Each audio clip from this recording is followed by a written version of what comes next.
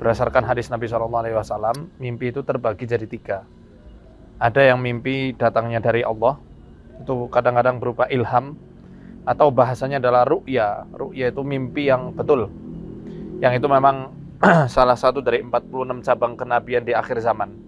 Nah, ru'ya ini atau mimpi yang benar tidak sembarangan diberikan Allah kepada setiap manusia, melainkan dia yang jujur dalam keimanan dan perkataannya, nggak pernah berdusta ketika berkata-kata maupun bersikap. Orang yang nggak pernah berdusta, maka mimpinya jauh lebih mendekati kepada kebenaran, atau mimpi itu langsung dari Allah Subhanahu wa Ta'ala. Yang kedua itu mimpi karena gangguan-gangguan setan.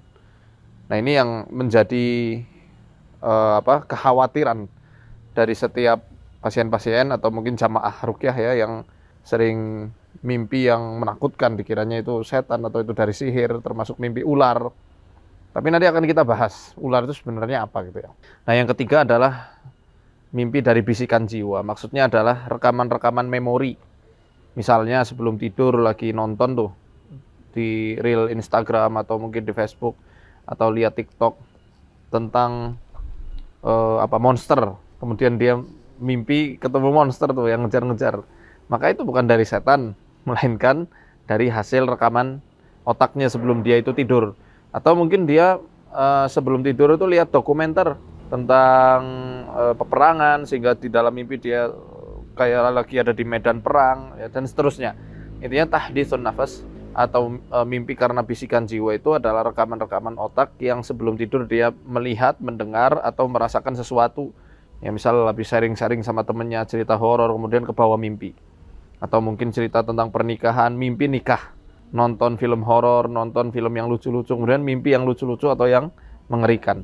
Maka kita mesti tahu bahwa mimpi itu ada 3 jenisnya, seperti itu. Nah, kemudian mimpi tentang ular ini belum tentu menunjukkan bahwa orang itu sedang kena sihir.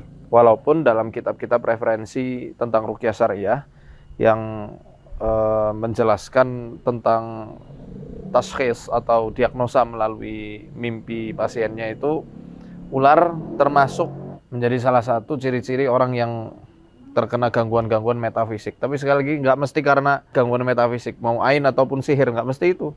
Nah, kalau kita rujuk kepada pemahaman di Al-Quran, ular sendiri itu ada beberapa versi penafsiran. Apalagi kalau kita lihat di beberapa tafsirul ahlam, takwilul ahlam, mimpi tafsir-tafsir mimpi, itu kan banyak sekali maroji atau referensi-referensinya. Bisa jadi mimpi ular itu terjadi untuk orang yang akan mendapatkan rezeki dari Allah, asalkan di dalam mimpi dia ketemu ularnya itu tidak dalam kondisi ketakutan. Dia merasa aman di situ, kemudian mimpi ular, ya, atau bahkan ketemu jodoh. Nah, kalau misal yang dari Al-Quran sendiri, ya, ketika kita bertemu dengan ular sedangkan kita tidak merasa terancam di situ, itu bisa jadi risalah tentang ketauhidan, atau akan ada tugas dari Allah perkara din, perkara agama, baik itu amar ma'ruf atau nahi mungkar. Ingatkah kisah ketika Nabi Musa alaihissalam itu pertama kali menerima wahyu di Bukit Tursina, ya, yang diceritakan wa alqi asaq falamma ra'aha tahtazzu ka'annaha jannu wala mudbira walam yu'aqib ya Musa la takhaf inni la yakhafu ladayyal mursalun. Ketika Allah berfirman wa alqi asaq, lemparkan tongkatmu itu, falamma ra'aha, tatkala Nabi Musa melihat tongkatnya itu, tahtazzu, dia merayap dengan sangat cepat seperti jan ini maksudnya adalah ular yang merayapnya itu cepat sekali. Dan saat itu Nabi Musa ngerasa agak gentar sedikit, makanya Allah katakan jangan kamu takut, karena orang-orang yang aku utus itu nggak pernah takut. Ya, intinya mimpi tentang ular itu justru kadang adalah isyarat dari Allah untuk kita bisa beramar ma'ruf nahi mungkar. Misal di lingkup keluarga kita ada yang kecanduan judi online, kecanduan game, atau mungkin ada yang pacaran, tiba-tiba dimimpiin itu ular. Sedangkan kondisi kita bukan dalam kondisi yang sangat terancam, tidak begitu ketakutan. Bisa jadi ular itu adalah isyarat dari Allah Subhanahu wa Ta'ala.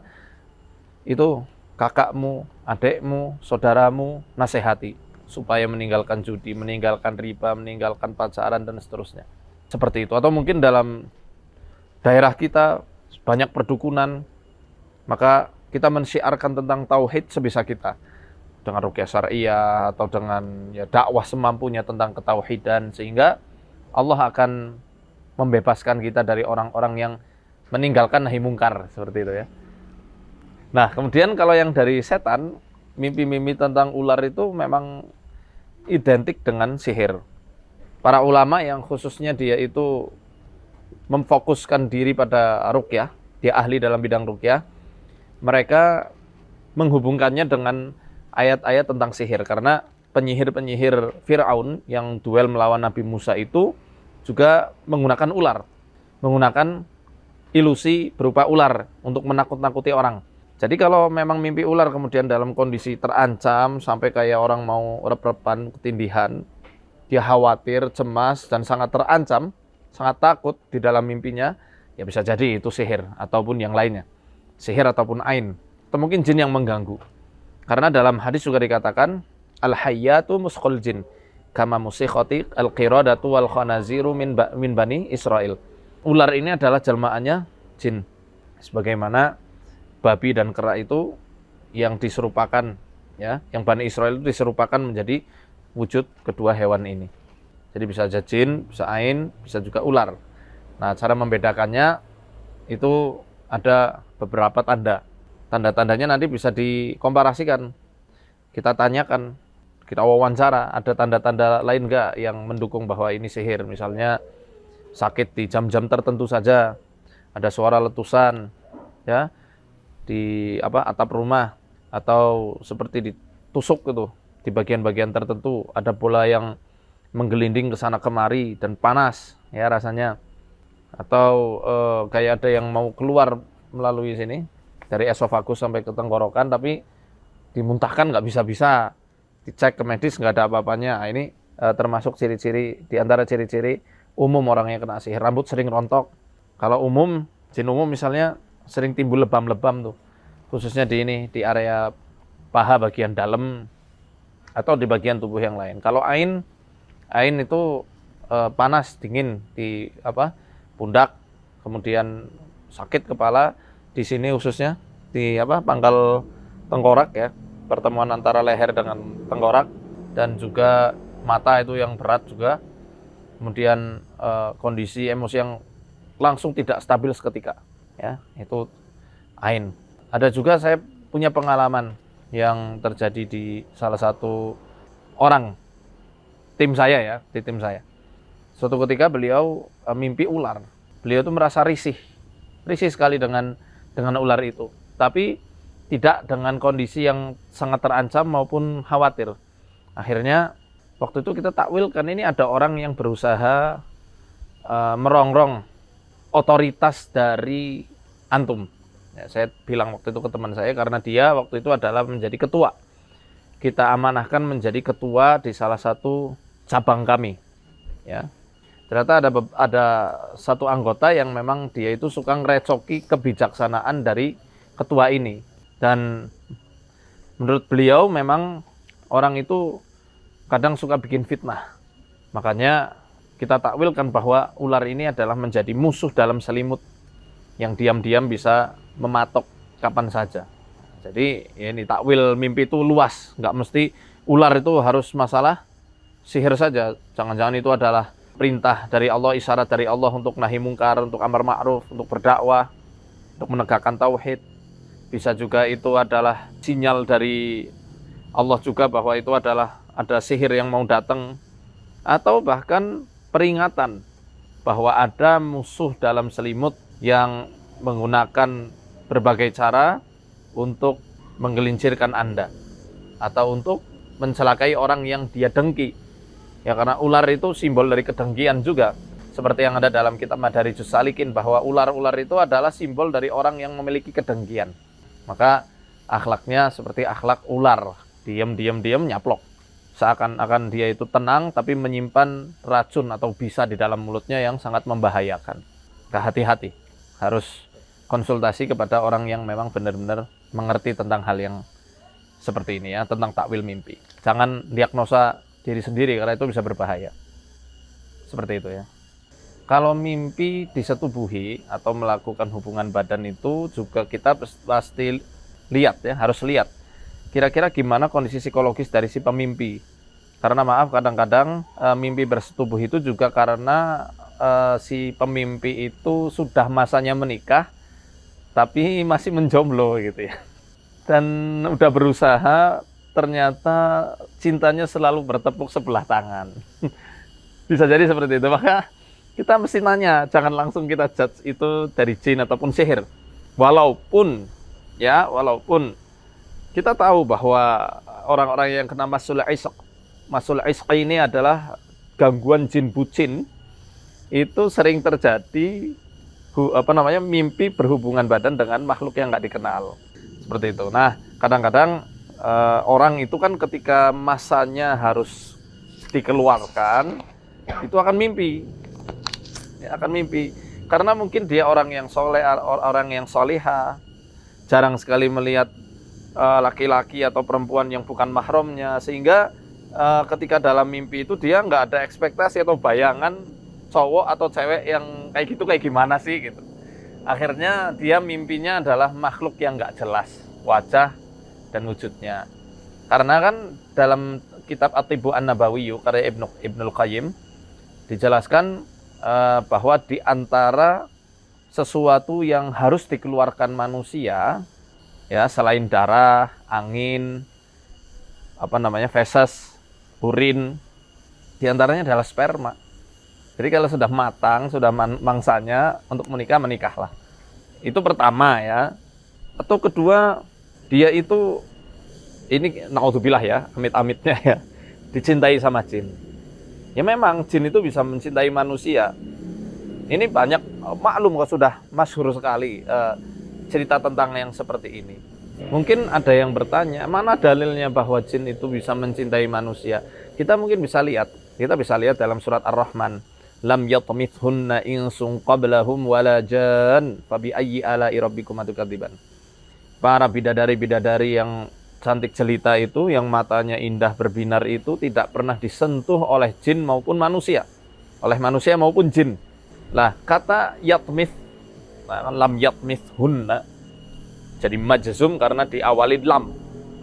Masdarnya itu kan at-tamsu. At-tamsu ini menurut ulama artinya adalah al-iftidad. Iftidad itu pecah keperawanan. Jadi, wanita-wanita adamiyat, wanita-wanita dari bangsa manusia, ya, dari ayat ini disimpulkan bahwa wanita-wanita manusia itu bisa dijamah oleh jin, bahkan bisa pecah keperawanannya oleh jin.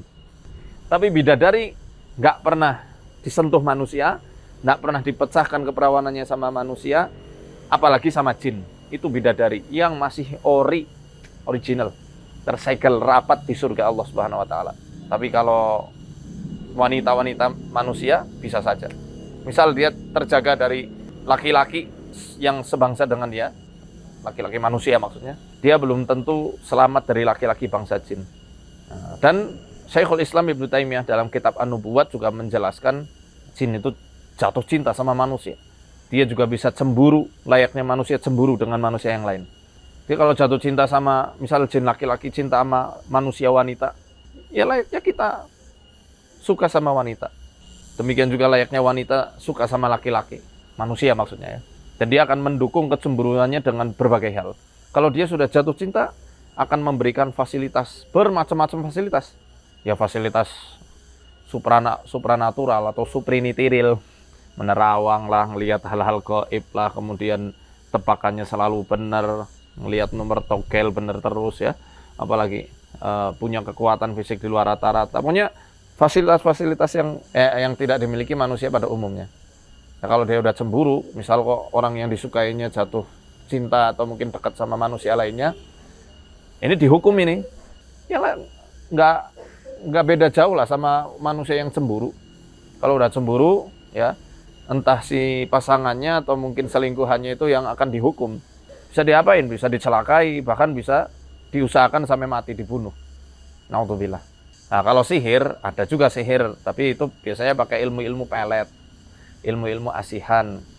Makanya itu Rasulullah menganjurkan supaya kita ini selalu baca zikir sebelum tidur, minimal ayat kursi sekali, kulhu, falak, anas. Tiupkan ke tangan, usap ke seluruh tubuh. Itu minimal banget. Dan lebih sempurna mengambil wudhu sebelum tidur. Itu akan dijaga oleh Allah melalui perantaraan malaikat-malaikatnya sampai subuh. Nah ini kalau mimpi air, kita teliti dari beberapa kondisi psikologis para pasien, itu biasanya air itu berkaitan dengan kerinduan dan rasa cinta. Makanya biasanya orang yang mimpi air akan sepaket dengan sosok-sosok makhluk. Misal kalau dia rindu sosok anak, maka ketika dia mimpi air, nantinya episode berikutnya, scene berikutnya itu muncul bayi atau anak kecil. Kalau dia rindu sosok ayah, maka scene berikutnya ketika mimpi akan muncul sosok kebapaan, sosok laki-laki dewasa, atau mungkin muncul juga di air yang menemani dia bersantai-santai di pinggir pantai, di pinggir danau, atau mungkin naik perahu berdua di danau, di rawa, ya. Atau kalau dia merindukan sosok ibu, maka nanti akan muncul lah sosok-sosok yang keibuan. Nah, biasanya kalau di Jawa itu yang muncul ibu ratu. Lihat aja deh, orang-orang yang katanya sering didatangi sosok ibu ratu itu kebanyakan orang-orang yang merindukan sosok ibunya. Walaupun ibunya masih hidup dan sampai sekarang masih hidup, dia nggak menemukan sosok keibuan di dalam diri ibunya yang mungkin terlalu posesif, nggak bisa mengerti kondisi anaknya, atau mungkin terlalu otoriter, ya nggak mau mendengarkan pendapat anak, atau seterusnya. Tapi maaf, ini bukan lagi untuk menyalah-nyalahkan orang tua kita. Kita tahu ilmu ini, jangan malah nyalahkan, tapi justru malah menambah rasa cinta kita dan memaklumi apa yang telah lalu, karena gimana pun juga ibu kita pasti sayang sama kita. Dan beliau melakukan itu ya karena mungkin kan kurang ilmunya. Ketika kita tahu, kita maafkan mulai sekarang ya. Itu bisa jadi karena itu, sosok mimpi itu. Dari mana kok kerinduan itu berasal? Nanti kita bisa lihat di dalam surat Al-Qasas ayat 7. Di situ ada kesedihan dan juga rasa takut atau khawatirnya ibunda dari Nabi Musa alaihi salam.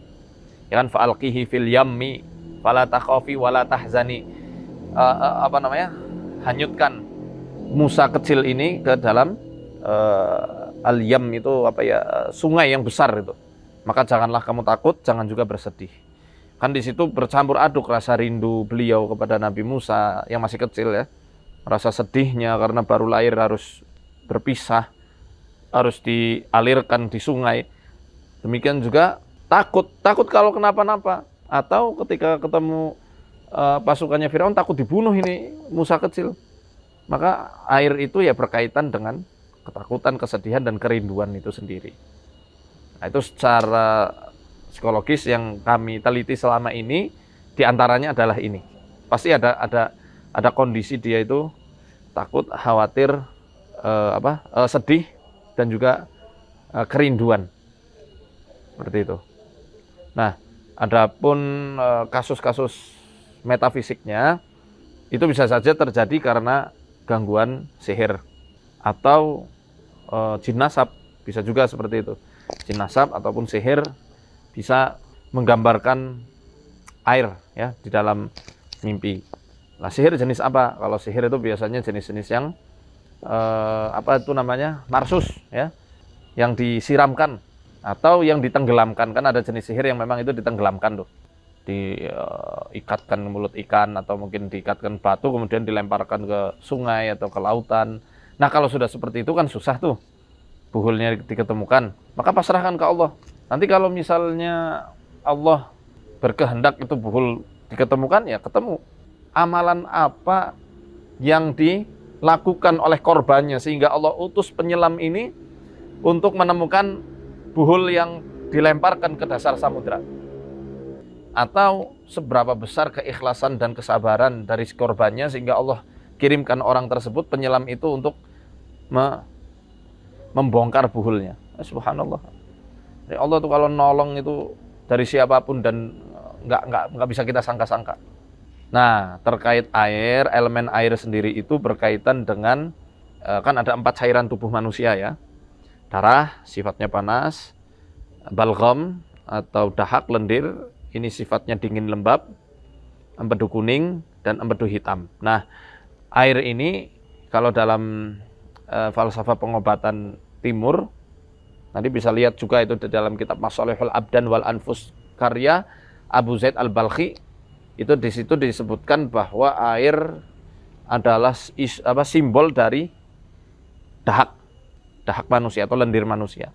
Nah, bisa jadi kadar lendirnya juga banyak sehingga ini mudah ya sefrekuensi, selayer dengan sihir-sihir yang menggunakan elemen air sehingga dia mudah masuk. Ya, rata-rata kita lihat seringnya memang lembab dingin, maka kita urai kelembaban dalam tubuhnya untuk apa? Supaya energinya lancar lagi, kemudian sihirnya itu lepas. Dengan cara apa? Olahraga, minum diantaranya minum jeruk nipis ketika bangun tidur tuh. Kemudian dengan berbekam juga bisa ya. Minum alpukat, kopi dan juga madu dicampur jadi satu. Alpukat di blender, kopi 1 sendok teh, campur madu secukupnya. Nah, itu diantaranya mimpi tentang air. Kuburan. Oh, kuburan ya. Satu lagi kuburan. Nah, mimpi tentang kuburan itu kuburan tentang kematian ya. Jelas simpelnya secara psikologis dia memiliki kematian rasa. Ya, baik kematian dalam ketentraman rumah tangganya, kematian kesenangannya, senangannya mati gitu ya. Dihambar rasanya itu. Ya, kematian dalam hubungan kasih sayangnya dengan orang tuanya mungkin, atau dengan pasangannya, dengan anak-anaknya, atau kematian dari segi karir maupun bisnis. Intinya mati di sini adalah nggak mesti kematian raga, melainkan hilangnya atau hambarnya suatu rasa kasih sayang khususnya, kehilangan makna hidup karena kebanyakan pikiran. Kalau masalah itu belum mau dicari solusinya, nggak usah dimasukkan ke kepala, apalagi sampai masuk hati. Nanti jadi penyakit kan. Nah, kalau dari segi metafisik, itu dalam kitab Maradus Sihir dijelaskan itu termasuk ciri-ciri sihir madfun. Madfun itu sihir yang medianya itu dipendem, dikubur. Ciri utamanya dia sakit separuh dari kepala sampai ujung kaki, tapi hanya separuh, kanan atau kiri saja. Dan paranoid tanpa sebab, takut terus awalnya. Ya, untuk organnya sendiri biasanya yang dilemahkan adalah ginjalnya, sehingga kadang-kadang orang yang kena sihir-sihir madfun itu boyoknya juga sering sakit dan kondisi jantungnya jadi bekerja lebih keras karena sistem pendinginnya itu tidak berfungsi dengan baik. Nah, makanya nanti dirukyahnya ya pakai air dan beberapa herbal-herbal yang bisa menguatkan energi ginjal. Seperti itu.